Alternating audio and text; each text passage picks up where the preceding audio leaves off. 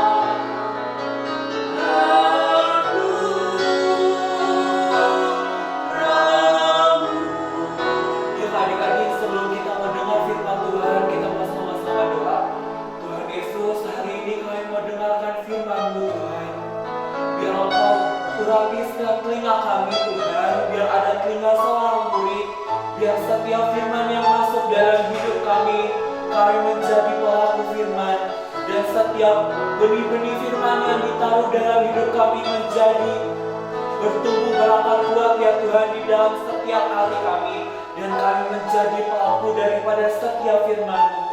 Terima kasih Tuhan Yesus, hanya di dalam nama Tuhan Yesus kami berdoa. Amin.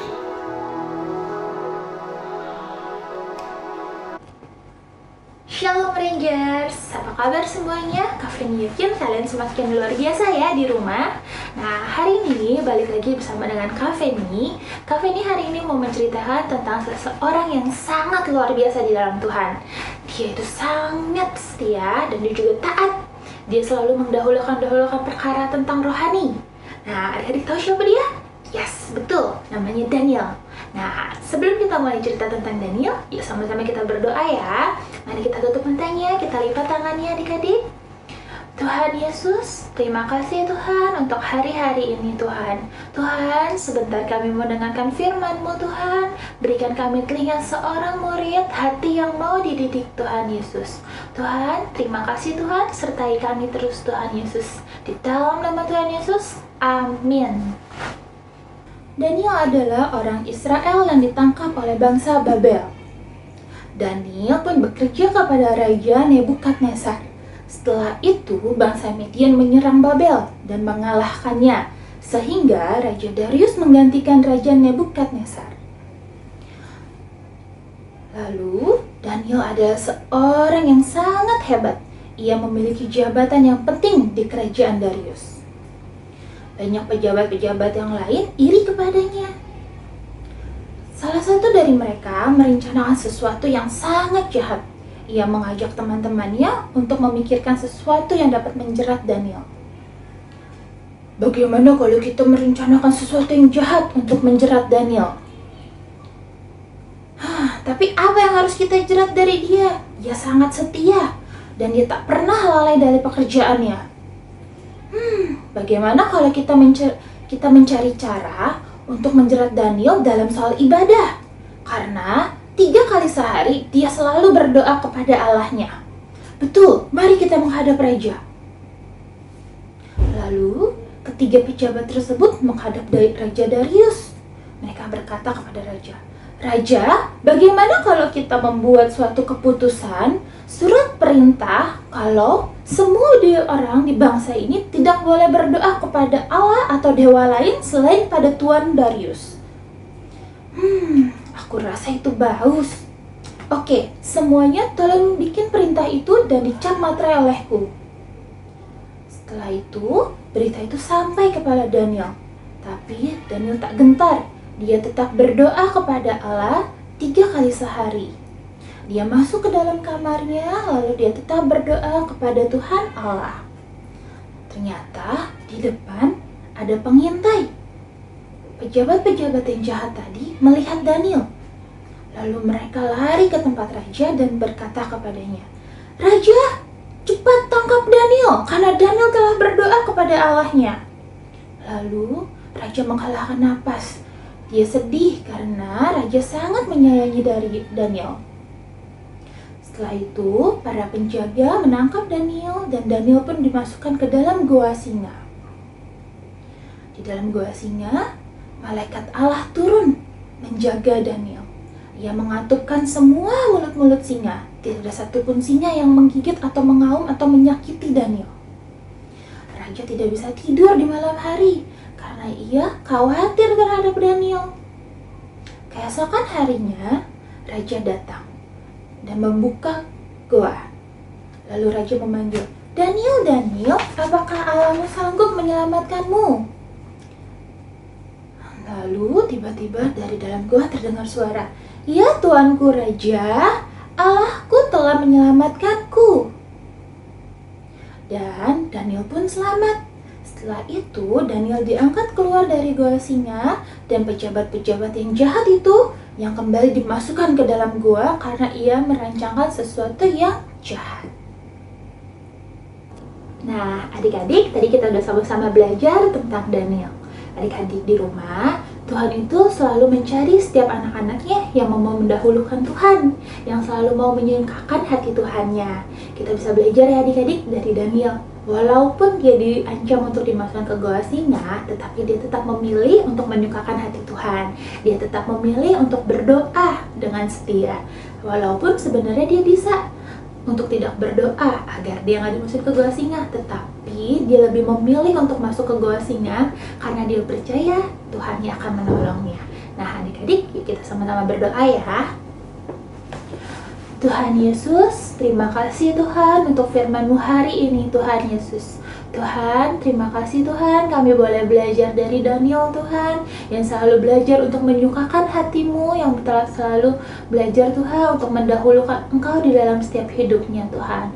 Tuhan, selalu sertai kami, lindungi kami Tuhan, biar perlindungan-Mu Tuhan sempurna atas hidup kami Tuhan. Tuhan, terima kasih di dalam nama Tuhan Yesus. Amin.